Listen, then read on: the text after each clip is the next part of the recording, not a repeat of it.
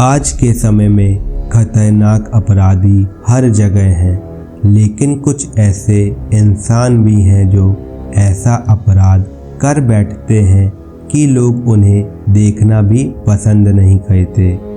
ऐसा ही एक इंसान था जिसकी लाश को कब्र खोदने वाले भी दफनाने से मना कर देते हैं।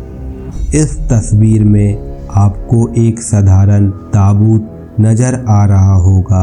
ये ताबूत नगर निगम के ताबूतों में से एक है। ताबूत एक अंतिम संस्कार की गाड़ी पर रखा हुआ है और वह गाड़ी धूप में बहुत समय से खड़ी नज़र आ रही थी। ये तस्वीर सन 2001 में डी जेवियर कब्रिस्तान में ली गई थी।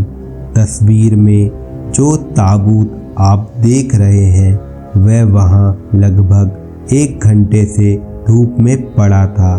इस भीषण गर्मी में ताबूत का यहाँ पड़ा होना एक सवाल पैदा करता है।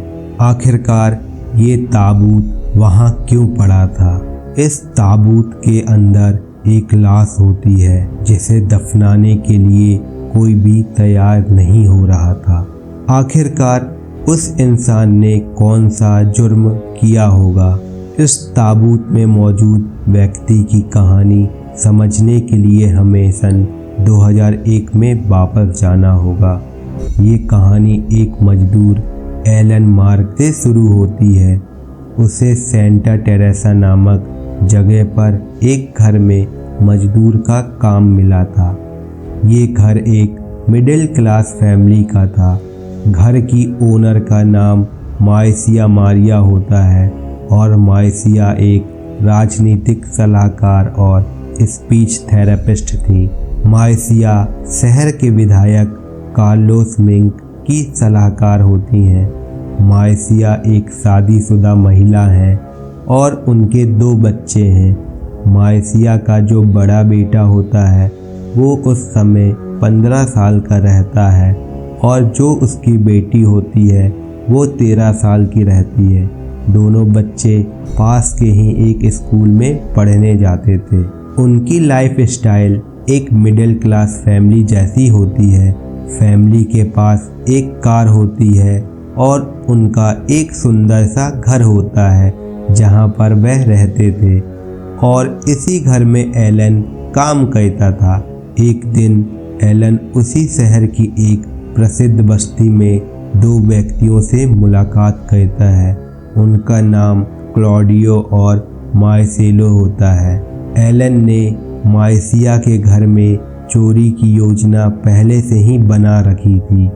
एलन दोनों से मुलाकात के दौरान अपनी योजना अपने दोनों साथी क्लॉडियो और मार्सेलो से बताता है और उसके बाद उसके साथी भी चोरी करने के लिए राजी हो जाते हैं। तीनों ने 26 अप्रैल 2001 का दिन चुना था। अब आता है 26 अप्रैल 2001। मार्सेलो, क्लॉडियो और एलन तीनों दोस्त मार्सिया के घर में प्रवेश करते हैं। तीनों के पास गन होती है और तीनों में से एक एलन भी था जो वहाँ काम करता था। इसलिए तीनों को घर के अंदर घुसने में कोई भी परेशानी का सामना नहीं करना पड़ता है। उनके हाथ में बंदूक देखकर मार्सिया और उसकी फैमिली बहुत घबरा जाती है। बंदूक की नोक पर पहले मार्सिया को बांधा जाता है। अगर वो हल्ला करने की कोशिश भी करती तो पूरे परिवार की जान जा सकती थी। मार्सिया के बाद उसकी 13 साल की बेटी को उसी कमरे में बांध दिया जाता है। ये दोनों को बांधने के बाद मार्सिया के पति और उसके 15 साल के बेटे को दूसरे कमरे में ले जाया जाता है और वहाँ पर वो दोनों को बांध दिया जाता है। उसके बाद तीनों दोस्त वापस उसी कमरे में आते हैं जहाँ पर मार्सिया और उसकी बेटी को बांध कर रखा गया था। वो गए तो वहाँ चोरी करने थे, लेकिन उन्होंने वहाँ जाके अपना इरादा बदल लिया। पहले मार्सेलो मार्सिया के साथ घिनौना काम करता है आप जानते हैं कि मैं किस बारे में बात कर रहा हूँ। वहाँ पर जो कुछ हुआ मैं उसे यहाँ और डिटेल में नहीं बता सकता। तीनों एक एक करके माँ के साथ घिनौना काम करते हैं, लेकिन उसके बाद मार्सेलो, जो उनमें से सबसे खतरनाक इंसान था, उसकी गंदी नज़र उस 13 साल की बच्ची पर पड़ती है और उसके बाद उन तीनों हैवानों ने एक मासूम बच्ची को अपनी हैवानियत का शिकार बना लेते हैं। ये सब कुछ हो जाने के बाद नहीं पता मार्सेलो को क्या सूझता है, वो उस रूम से किचन की तरफ बढ़ता है और वहाँ से एक तेज धारदार चाकू लेकर आता है। मार्सेलो चाकू से मार्सिया के चेहरे पर कई वार करता है और कुछ वार उसके शरीर पर भी करता है। अपराध को अंजाम देने के बाद अपराधी घर से 500 रियाल कैश और एटीएम कार्ड उठाते हैं और उन्हें पता था कि घर पर एक कार है, तो वो कार की चाबी भी वहाँ से उठा लेते हैं। घर से निकलते वक्त पड़ोसी के घर पर रखी कार पर गोली चलाते हैं और मार्सिया की कार से तीनों वहाँ से फरार हो जाते हैं। इस भयानक अपराध के बाद शहर की पुलिस पूरी तरह सक्रिय हो गई। अगले ही दिन मार्सेलो को गिरफ्तार कर लिया गया। सबसे चौंकाने वाली बात ये थी कि उसे उसकी पत्नी ने पुलिस को सौंपा। मार्सेलो की पत्नी को जब उसकी हैवानियत के बारे में पता चला तो वह खुद उससे घबरा गई। अगले दिन वह पुलिस स्टेशन जाती है और पुलिस को मार्सेलो का ठिकाना बता देती है।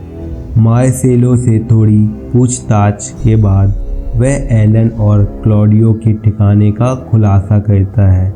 एलन को तुरंत ही गिरफ्तार कर लिया जाता है, लेकिन क्लॉडियो वहां से फरार हो जाता है। लेकिन कुछ दिनों की मेहनत के बाद उसे भी पकड़ लिया जाता है। मार्सेलो को पुलिस की हिरासत में एक अलग सेल में रखा जाता है, अन्य कैदियों से दूर। दूसरे कैदियों ने चेतावनी दी थी कि अगर मार्सेलो उसके साथ रहा तो वह उसे मार देंगे। अपराध के ठीक एक हफ्ते बाद 3 मई 2001 की सुबह मार्सेलो को जेल में मरा पाया जाता है। उसने पंखे की तार से फांसी लगा ली थी। पुलिस की पूछताछ के दौरान ऐसा नहीं लग रहा था कि वो ऐसा कदम उठा सकता है। उसके चेहरे पर जरा से भी शर्मिंदगी नहीं झलक रही थी, इसलिए उसकी मौत को रहस्यमयी माना गया। मार्सेलो के शव को नगर निगम द्वारा तैयार किया और उसे दफनाने का इंतजाम किया गया।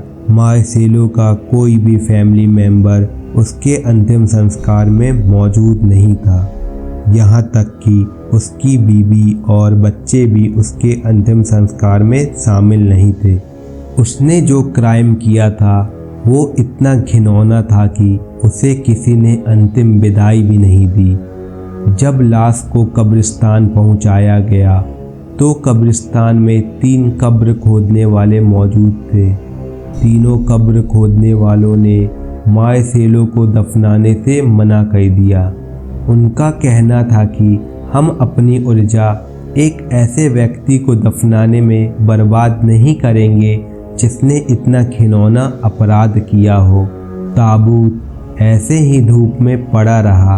काफ़ी देर बाद कब्रिस्तान के पादरी और एक दूसरे कर्मचारी दोनों ने मिलकर एक हल्का सा गड्ढा किया और मार्सेलो की कब्र को उसी छोटे से गड्ढे में दफना दिया गया।